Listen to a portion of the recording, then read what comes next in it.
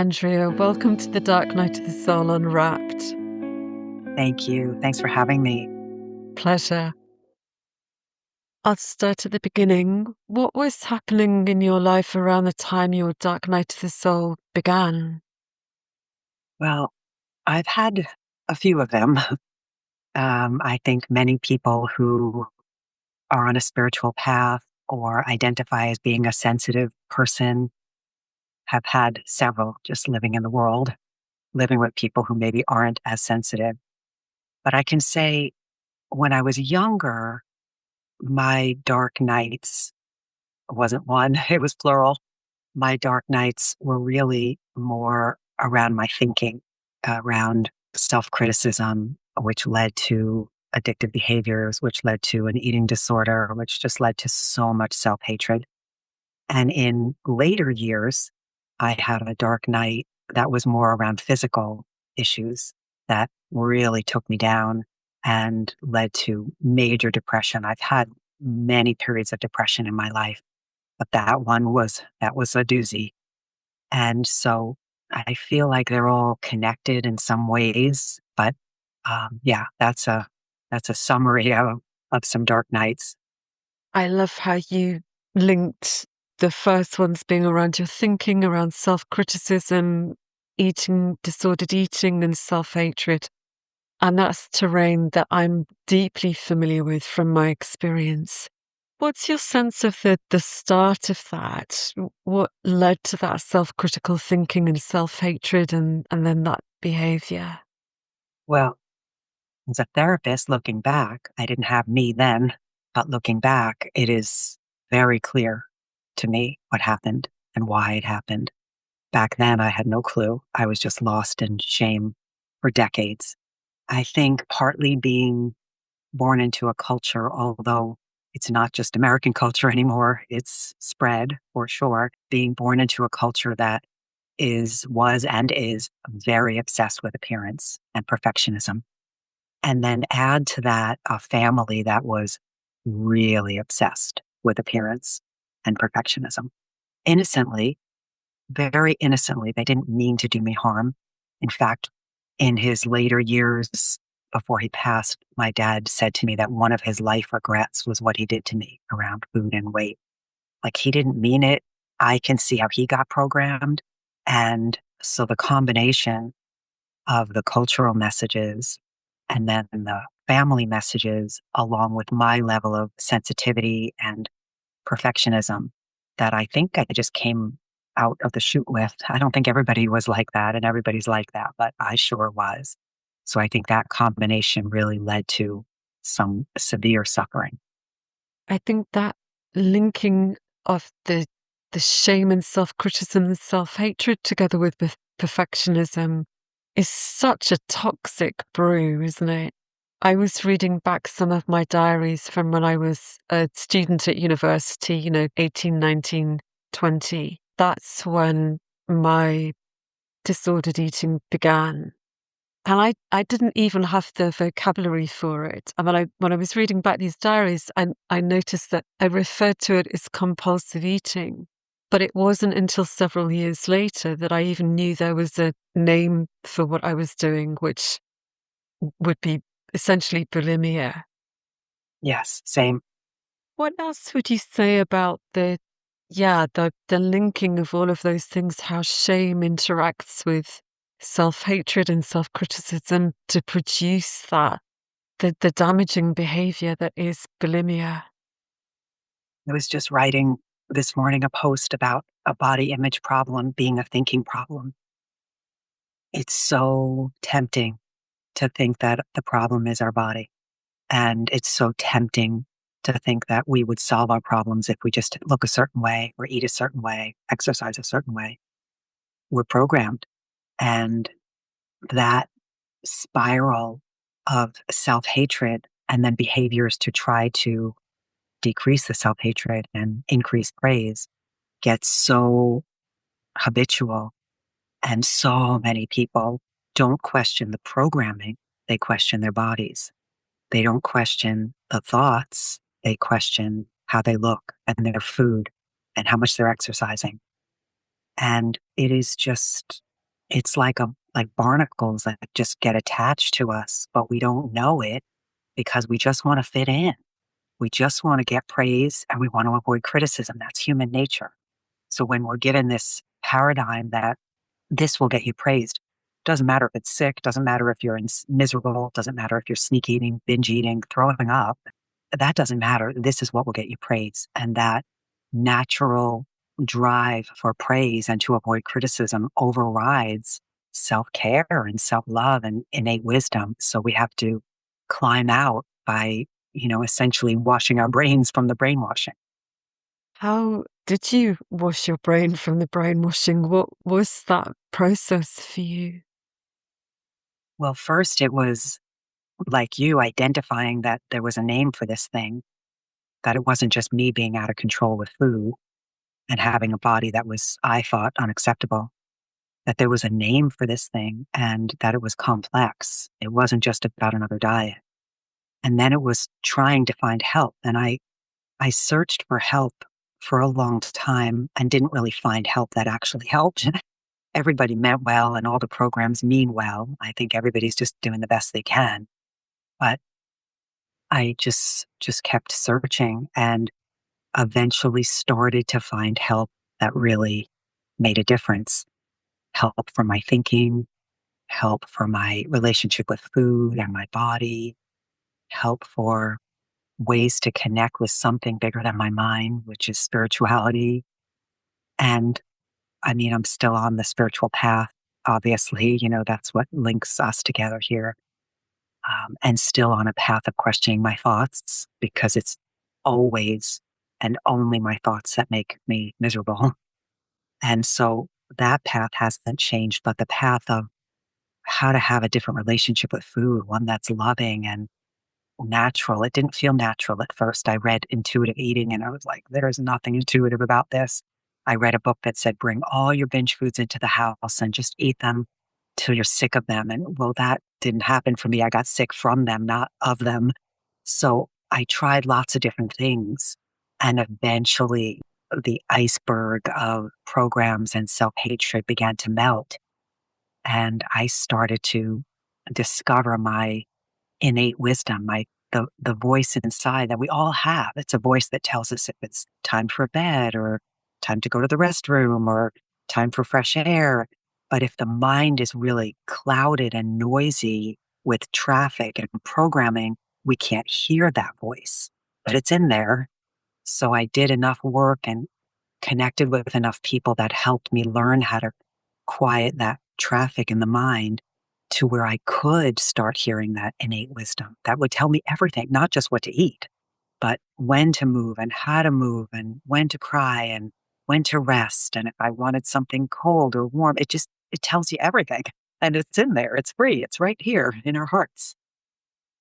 What strikes me from what you've just said is how much this is a dropping from thinking and our minds into our bodies, into that innate wisdom in our hearts, bodies, and how long that takes. I think there's so many quick fixes out there, and certainly I think they do people a disservice. But also that there's so much that hasn't been felt, or certainly in my experience, one of the things that I came to see my disordered eating had come about as a result of was all the things that I wasn't able to feel. So grief, rage, anger, there was lots in there that I just hadn't been able to express, particularly as a child. And I think there are so many threads in that end up, the end point is the disordered behavior around eating. But as you say, when we're seeing that as the problem, we're not going far enough upstream, as it were, to see what's actually causing the problem. Right. Those buried feelings or not having a relationship with our feelings, even enough. Just like reading a book on bulimia, I didn't know there was a name for it. I didn't know there was a name for feelings and what to do with them and how to meet them with compassion. And it's like learning over because our innocent caregivers didn't know either. most parents don't set out to just mess their children up. They weren't taught either. So it's these generations of innocent people doing their best, for the most part, to raise kids, but not knowing what we really need. We don't need to be sent to our rooms if we're angry or sad. We need to express it in a healthy way. We need to cry or sob or be held. So, in one of my courses called Getting Over Overeating, I teach this, what I call a stable table, a four-legged table, basically, as an image. And that in order to heal from an eating disorder or disordered eating, we need to address all four areas so the table is stable. But if the table is stable, all four legs are being tended to. And one of them is feelings. We need to learn how to deal with our feelings. One of them is thinking. We need to learn how to question our unkind thoughts. One of them is spiritual, learning how to connect on a deeper level with something other than just the mind and the material world. And then physical, learning how to deal with food, learning how to deal with having a body, learning how to take care of yourself and deal with having a new relationship with eating. So that was a little bit off, but maybe not so off, but really addressing that the feelings they are one component of healing and so important. You use this great phrase, you talked about the iceberg of programs and self-hatred. And in my dark night, there was a falling apart of everything that I built to try and stay on the top of the iceberg, and a descent into the iceberg, everything that had been unconscious that was sort of below the waterline. Do you have that kind of experience in your dark nights? I had that in my second dark night. The eating disorder was just kind of one long, dragging along years of. I had a life.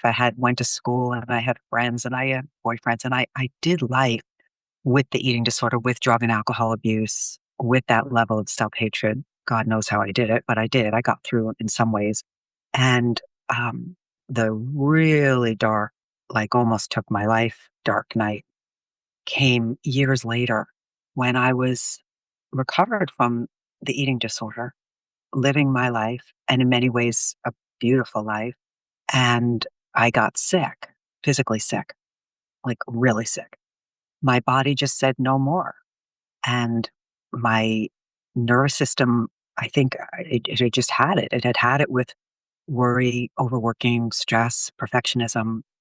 And there was a series of things that happened. And the bottom line for me was that some things did need to die. It wasn't me that needed to die, but perfectionism needed to die.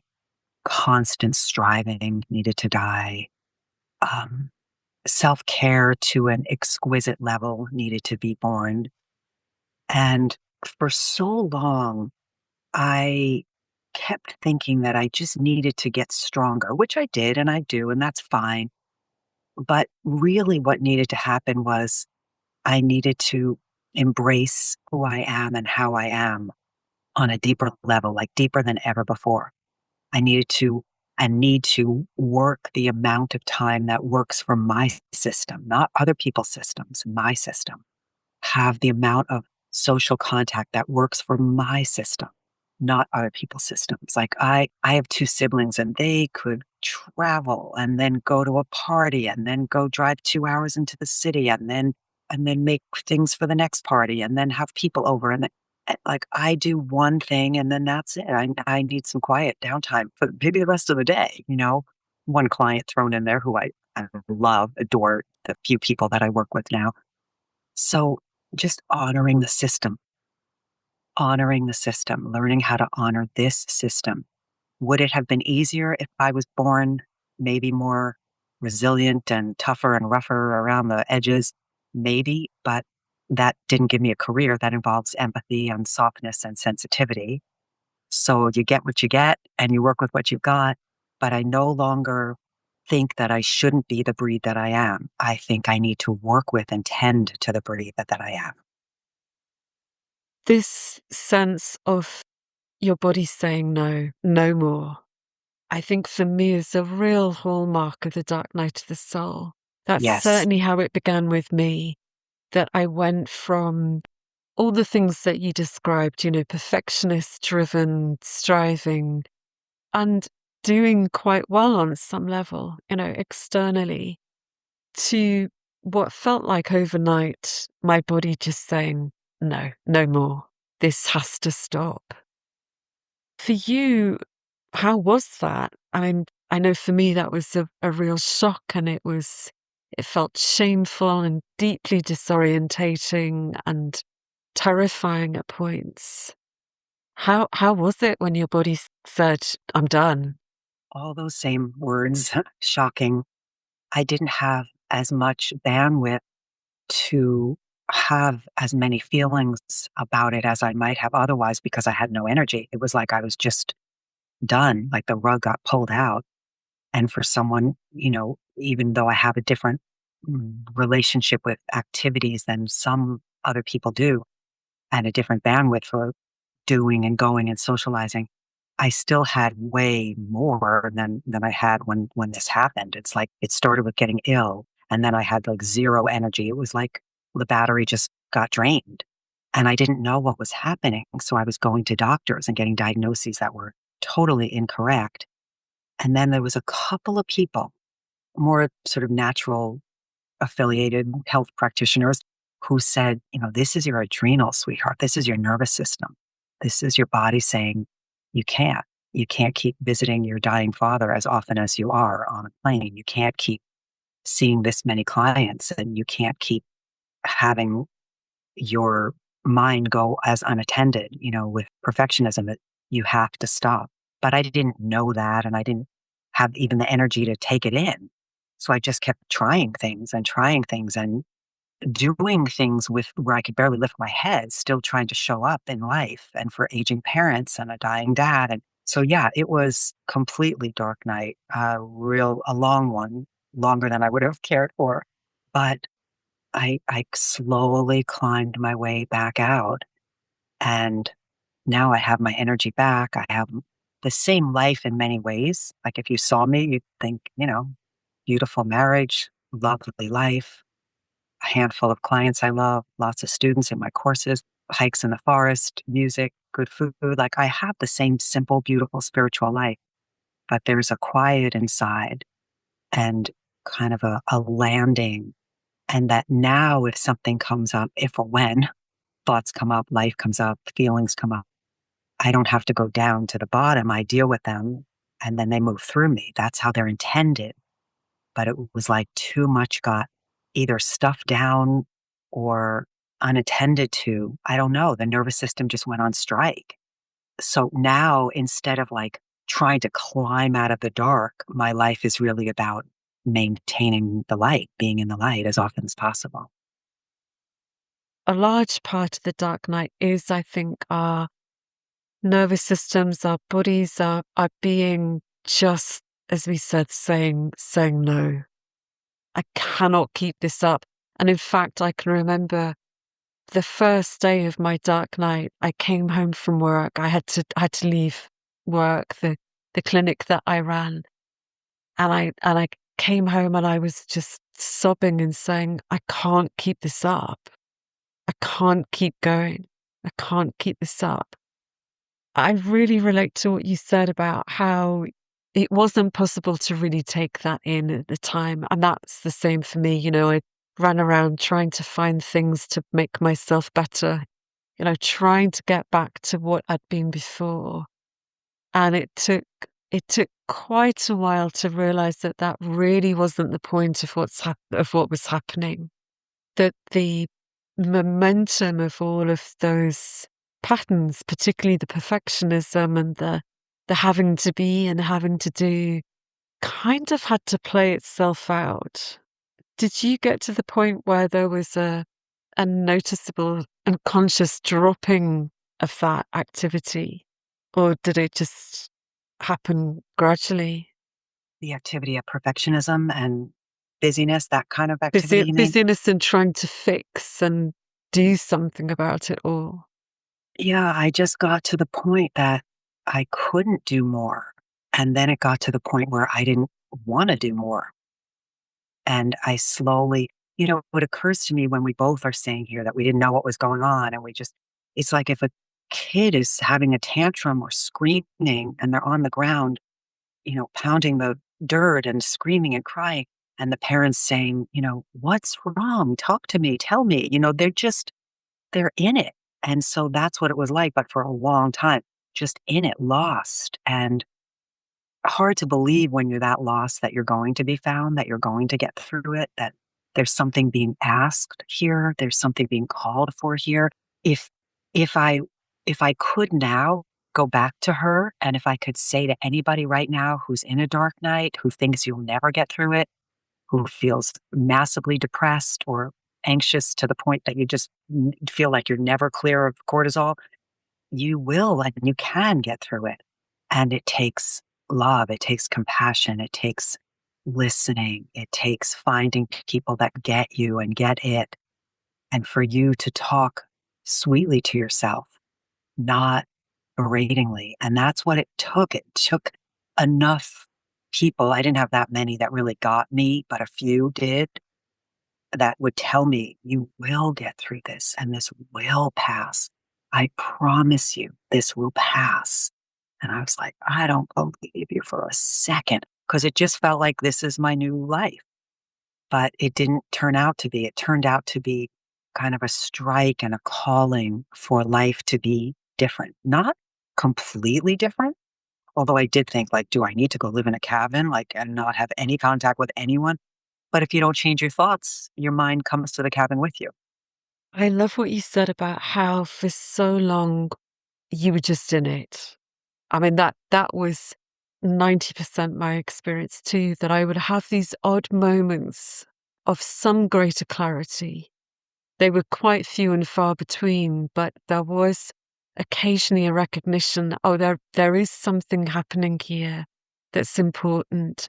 And then the rest of the time, I'd just be in it with no way to really make sense of it.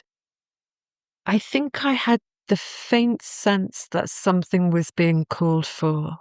And again, it took a long time for that to really filter through and to get to see what it was exactly that was being called for.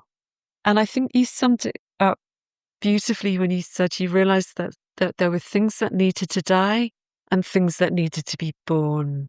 What else would you say about both of those?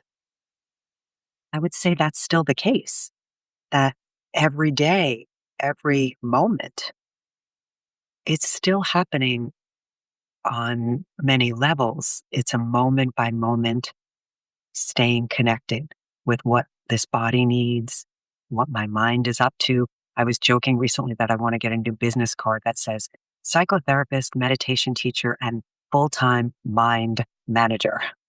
Like, that's my job now, is to manage my mind. Like, what is my mind up to? And if I'm present and I'm in the moment and I'm here with what's here, great. But if that little limbic system is off to the races thinking about something that's just stressful and not helpful, that's my job now. When I was in a puddle of zero energy, I didn't have the capacity to do that. I needed to be well enough to be out of fight, flight, or freeze to be able to learn what was needed. So I might have gone off from what your question was. Do you remember what your question was?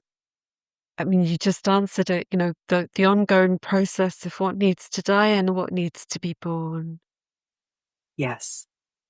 For me, there was something about realizing that what my system needed, I mean, you used a great word, you said what this breed.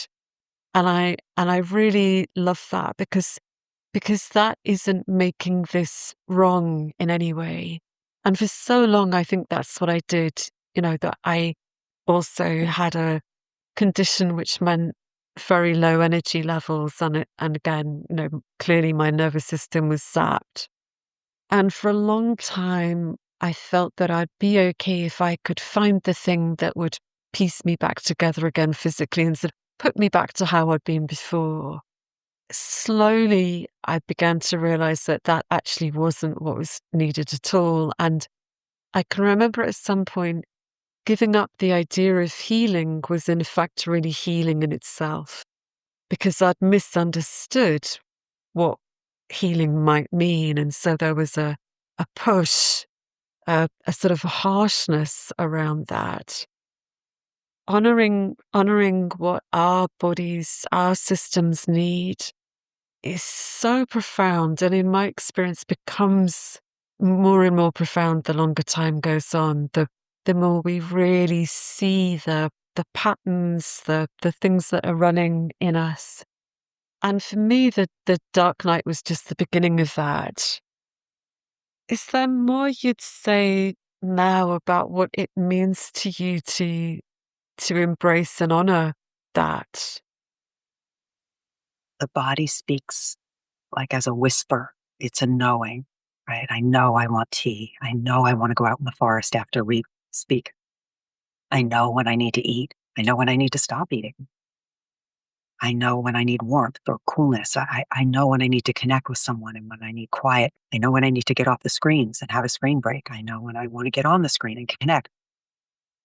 So when we listen at a whisper, it doesn't have to become a shout. And in many ways, I think that's what my illness was at that time. It was like, it was a huge, massive scream. And it was cumulative. I don't think it was just one thing. I also think, speaking of the breed idea, that there was a long time, many, many years ago, that I thought maybe we're all the same. Just some people are better at faking it or, keeping it together somehow. But I realized, and I call it the breed because I would look at dogs sometimes and I would see that some of them, certainly it varies within breeds, but some of them were just kind of tougher and gruffer. And some of them were nonchalant and just, moseyed around the park. And some of them were quivering under the table and just needed to be held. And in my family, I often felt like this flower petal amongst tough oak trees, like I wasn't the same breed as they were. And I spent so long trying to medicate that or change that.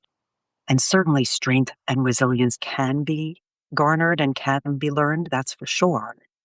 But changing who we are and how we are, and for most of us, how we've been since we're kids, that I think is the wrong direction. I think the direction needed is to embrace who we are and how we are and to tend to our feelings like a parent might have to treat a parent who gets it and who's conscious and emotionally healthy would treat their kids differently based on how they are and what they need. And so it's been, and it is this process of really tending to how we are, the breed that we are. And that is a lifetime job, I think. When we start to see, oh, this is the nature of what this is, meaning our particular selves, I think then we're much less likely to make ourselves wrong in some way or to make parts of our experience wrong. And in my experience in the years subsequent to what I think of as the intensity of the Dark Night, there's been a greater and greater sense of a very natural loving and embracing of the stuff, the particular stuff or breed that I am. And an understanding that, as you described, maybe some family members can walk for 20 miles and then go to a party, but that's not me.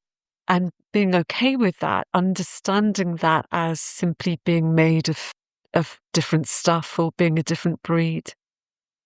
I think if I'd tried to embrace in that way, it wouldn't have been genuine. Every time I had an idea like, oh, I'm supposed to love myself or I'm supposed to embrace myself, it would rub up against whatever was actually there, be that shame or self-hatred or and so I think there's something in what you said about the direction, the turning towards ourselves and coming back to that day in, day out over a long period of time, which means that the trying to be in a particular relationship with ourselves falls away too. And that what we're describing starts to come spontaneously, as a result, I think, of the willingness to keep turning towards ourselves rather than, in essence, trying to make ourselves something different and sort of turning against ourselves. Completely. If there's a child and a parent is either trying to get the kid not to feel or scold the kid for feeling what they feel or ignore the kid, that child's not going to thrive.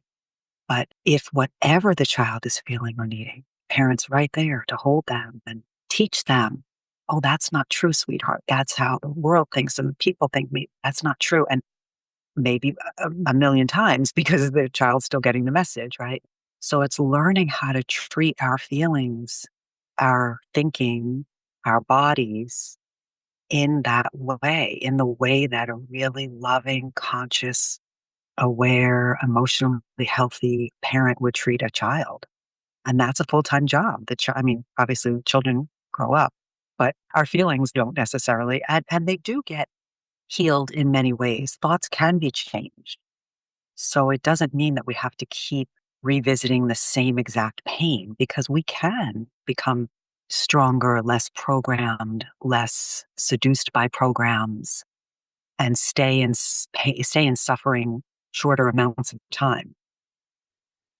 The turning towards and the meeting ourselves that begins in the dark night. And of course, it begins in the dark night when we have no choice and no ability to do anything else other than to be with it very often. In my experience, the more I met the feelings that had been ignored or scorned or pushed away in childhood and into adulthood, the more naturally my thoughts began to change. And so I think it's really important to say this isn't just sort of trying to manage things that don't change.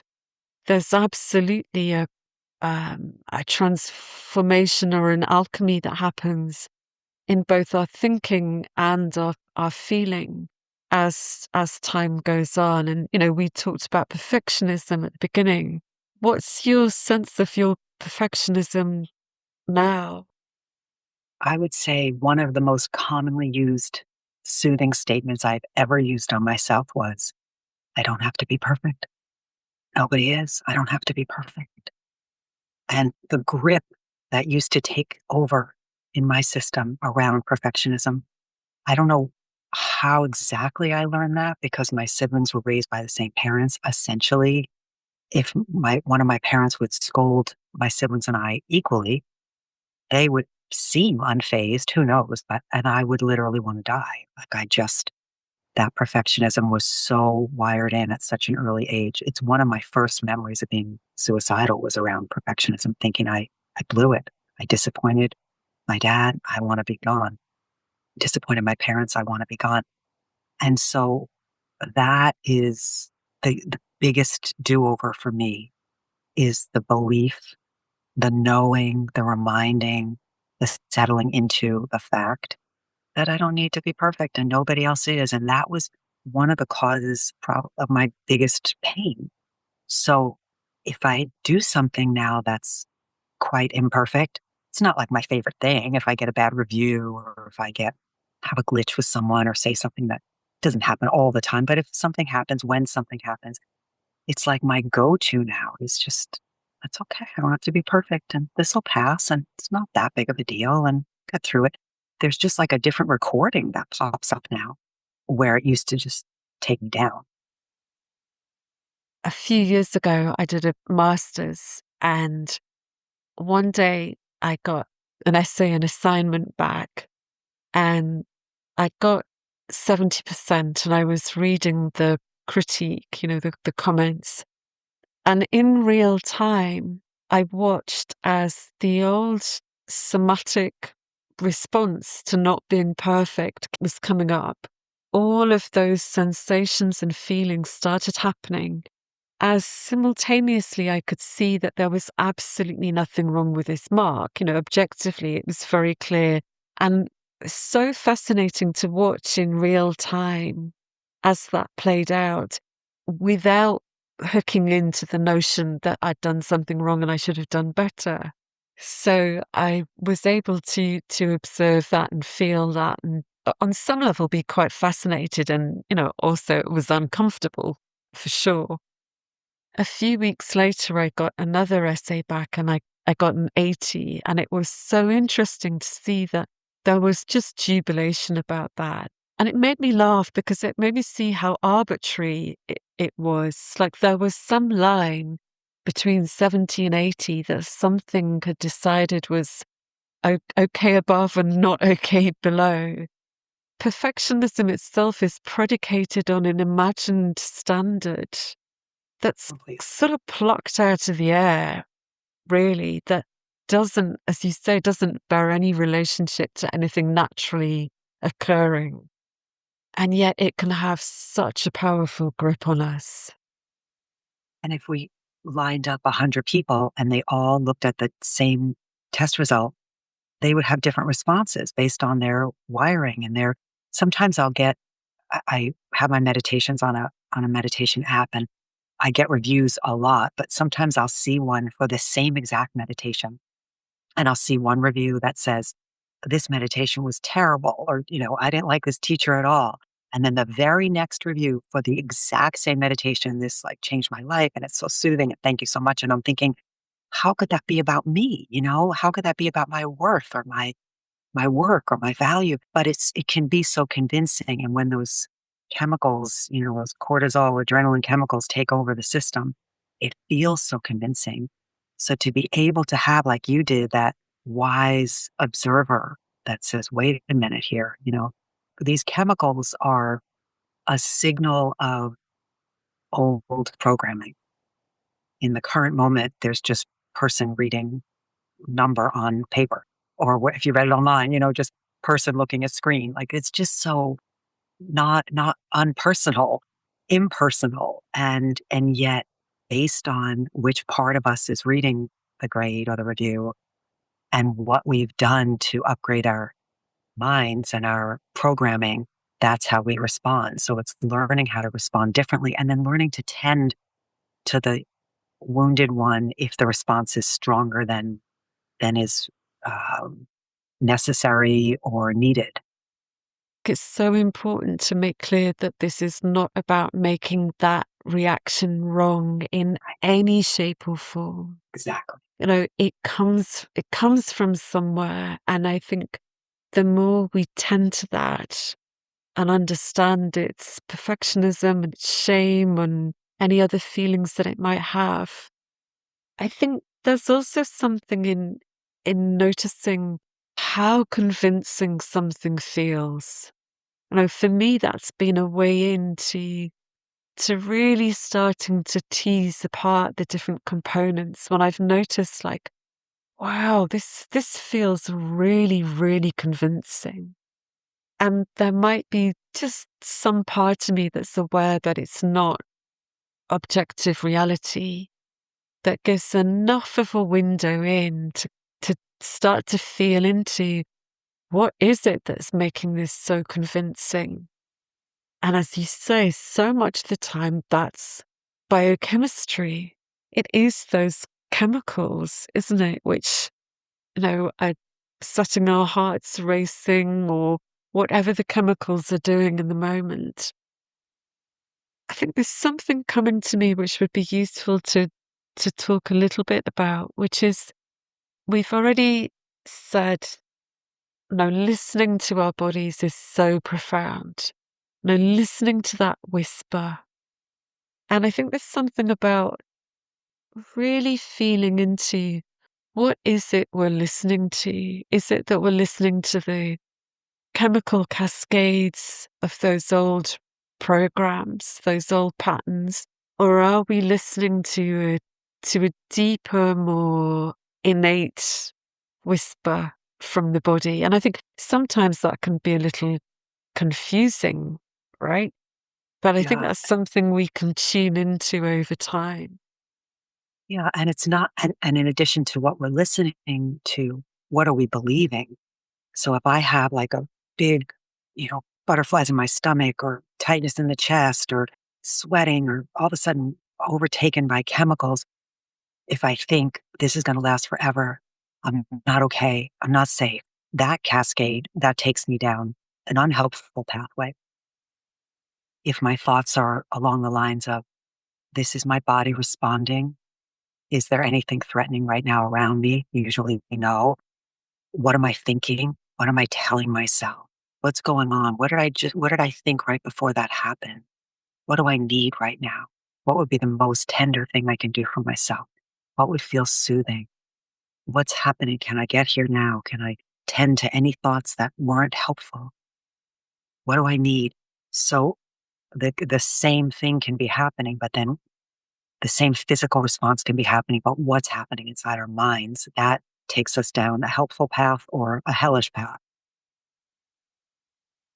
I think one of the things that I've seen, certainly in the years since my dark night, is the growing capacity to be in a very different space in relation to my feelings and experience, as you just described. What would you say to anybody who's right in it just now, who doesn't have access to what we're describing just yet? Is there anything you'd like to share? Even if it's almost impossible or impossible to believe that this will pass, all feelings pass. And even if your thoughts feel so convincing, if they're unkind, they're not true, they're not helpful. So if you can trust that other people have been where you are and gotten through it, that is a fact. No matter how depressed you are, no matter how anxious you are, no matter what kind of behaviors you might be struggling with, there's somebody and more than one somebodies who have battled where you are, like you are, and gotten through it. That means you can too. So if you can borrow some hope from two people here who have been in the trenches, in the dark night, with substances, with behaviors, with unhelpful, unkind thoughts, that you can get through this. Something's being asked of you.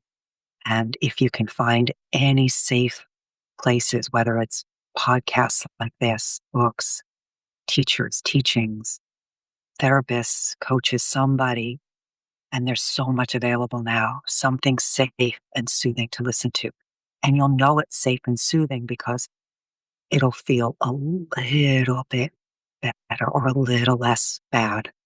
And so we just want to move towards what feels a little bit safer than just living with your thoughts and watching your body. And in my experience, that could be so many different things. It might be something like some sort of recorded meditation, but it could also be a song or something on TV or a photo or so many different things. So I think it is feeling into what in the moment feels just a little bit soothing, a little bit softer or more gentle. I loved what you said about kindness and unkindness, because for me, part of this whole dark night process is moving from a harsh, hostile, unkind inner climate to an inner climate that is really marked by kindness and love. I'm wondering too if that's linked with this idea that something is being asked of us in this place. What's your sense of what is being asked of us? Well, for each person, my guess is it would be some different things depending upon your history, your wounding, your thinking. But I can say the common denominator is going to involve love and kindness and compassion because we need to meet ourselves where we are. We can't be in a different place this minute. We can't heal our bodies necessarily this minute, but we can speak to ourselves differently this minute. And so that takes a practice, especially if you've been habitually unkind to yourself with your thinking and your treatment of yourself. And I could even say what can look like unkind treatment is often an attempt to be kind. So my eating disorder looked not very nice. Starving myself, binging, self-induced vomiting, that didn't look very kind. Neither did excessive drinking and using drugs, but they were attempts to comfort, to soothe, to fit in, to numb, to distract. So even behaviors that don't look kind can have a kind intention. So I do believe that it will all, wherever you are, whatever dark night you're in, it will involve kindness, receiving kindness, compassion, love, on some level, receiving and learning how to give it to yourself. I think when I started to see, and this partly happened through the dark night, even though my eating behavior had been fairly normal for many years prior to that, I would often have moments of insight as to why it had happened, you know. And I think what you just said is so important because it feels like it's almost like a well-intended movement, but just that gets twisted or that kind of sets off in the wrong direction. So I think when we see that even addictions, even disordered eating and that kind of behavior is a move towards self-soothing or yeah, it goes off at the wrong tangent or becomes twisted or Right. It's an attempt to meet a need, but if it met the need, you'd feel better afterwards instead of worse. beautifully put. Yes, exactly.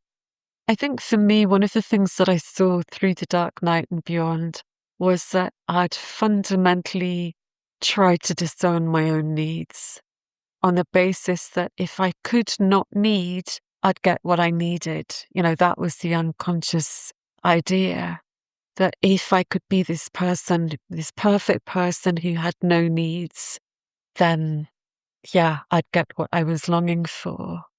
I think there's something about starting to see our needs not as damage or a sign of being broken, but as normal human organismic needs, you know, that all living beings need. And I think that's particularly true around food, of course. Is there anything else that comes to you about how your understanding of your eating disorder has changed over time? I did want to say something about what you just said about needs, which is there's a saying, I don't know who said it, but I love it, which is bloom where you're planted. So if somebody has a need for quiet than maybe the people around them, or if they have it now, of course, all our needs aren't going to get met all the time. That's part of maturity and acceptance too. But really, the dark night, I think, can bring people to a place of honoring their needs to the best of their ability. The eating disorder, I feel like, shifting back to your question, it was once my biggest source of pain and shame, my biggest secret. I spent the most amount of time by far thinking about things related to it, which was food and the size of my body or the size of someone else's body and their food. It was just, it took up, if I had a pie chart, no pun intended, thinking about food and body was like the biggest portion. It was almost impossible for me to believe back then that I would be grateful for it someday. Would I have preferred a different path? Sure. Just one where I was just a natural eater who was comfortable with her body. That would have been a different life. But this did give me a career. I became an eating disorder specialist out of it. It forced me, as did the dark nights, forced me to learn how to accept and honor the system I was given. All of it has forced me to accept who I am, work with who I am and who I'm not, let go of comparing to other people's breeds and who they are, um, and just take care of myself in a way that lets my system settle down sooner and more often, as opposed to waiting till it screams to get my attention. Because if you give a child attention when they need it, they settle down. That's how bodies work. That's how children work. That's how nervous systems work. So it's like it forced me to the mat, in wrestling, I think, or when kids are playing, they're like, uncle. I don't know if you had that when you're growing up, where you say, uncle, uncle, where you're calling it out, like, or time, you tap out in wrestling and you say, it's like it forced me to tap out, to just say, I can't keep living with the same thoughts and the same self treatment. I have to take better care of myself. Now, if somebody's got a schedule that is way different and they've got young kids and they've got pets and they might not have the luxury of slowing down to the level that maybe we did or needed. But you bloom where you planted. You work with what you have. You set the limits that you can. You listen in a way that's kind instead of self berating. And that in and of itself will make a difference. What comes to me as you're talking is something I've recognized for a number of years now, that through this dark night process, my sense is that we become what we needed. What we needed was us on some level, and we gradually become able to be there with ourselves. And I think for me that's one of the biggest gifts of the dark night, is having that sense of ultimately meeting ourselves in that way, That's and right. becoming what we needed and becoming what we always needed. And I often will say to myself, or feelings, or a strong nervous system response, I'm your mommy now. And source is your father. Present moment, earth, sky is your father. I'm your mommy now. And I have gathered tools, ancient and modern, and I'm here with you. It's like a mom who has a diaper bag just filled with things for this kid. And it's like, I'm the mom and I'm the kid and I'm all of it now. It's me with me. And that's, I think, what it takes. And of course, if you're in it, you need to receive in order to be grown up enough to be able to give the wounded parts of ourselves what they need. But once there's an ongoing renewal and reconnection and you're back online enough to be able to give to yourself, like you said, what we always needed, to be able to parent ourselves in the ways we needed, but our parents just didn't have it to give. I think there's something about acknowledging that our lack of capacity to do that when we're really in it is also part of the whole. Yes, That there isn't anything, that's entirely natural in that part when we're right in it, that there is no capacity to do that, and that that's right. that's also okay. I mean, obviously, I know it doesn't feel okay to be in that, and that's why it's so important to have these conversations and all the other things that are on offer out there. But I hope that even hearing us talk about this, well, you used a great phrase earlier. You talked about borrowing some hope. That hopefully we can hold that hope in saying, we're talking about this now, having been some years ago in that place where we had nothing. We couldn't give ourselves any of what we needed in those moments. And yet, here we are, talking about having become what we needed. Yeah.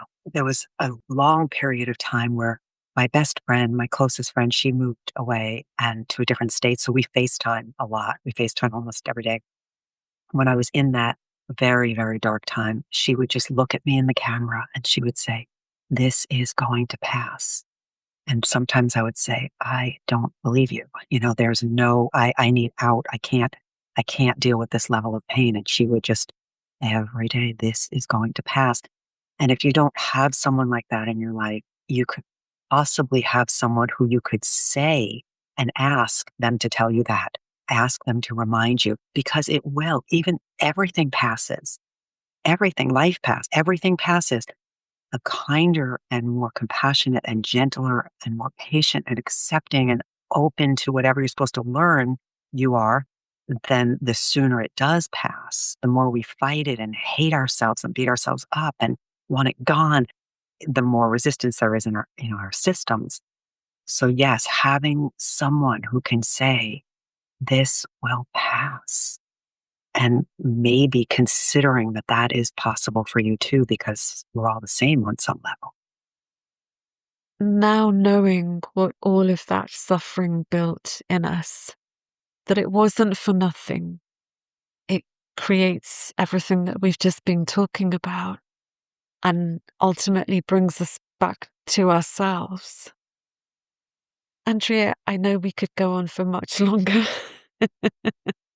I'm just wondering if there's anything else you'd like to share for anybody who's right in it just now or in general. Don't believe everything you think. That was one of my biggest sources of pain, was believing my thoughts. If I In my depression relief course, I have a quote in there where I say, if I thought it, I bought it. Like, if I just believed what I thought, it seemed so real and true. I didn't know thoughts were nothing. They're non-existent. They're just old programs. Not just, they can cause severe pain. They do. But don't believe everything you think. And that's a huge component of healing, is learning to question our thoughts rather than just believe them. They cause our pain. They cause chemicals. They cause so much havoc if they're unchecked.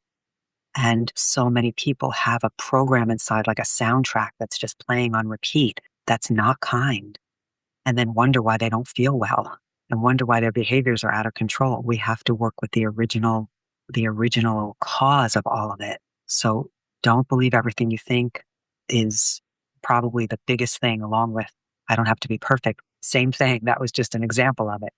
Yeah, question your thoughts. If they're not kind, and if they're not present, they're not even true. So, also, I want to mention I have lots of free meditations.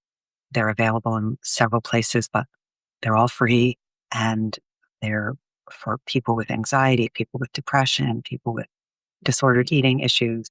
And I have several courses that are, not only have I priced them affordably, there's also right at the bottom of the page, there's like a discount code. If you need, you can pay whatever you can afford. So my heart is in this because I know what it's like to suffer. So my resources are out there for anyone that is drawn to them.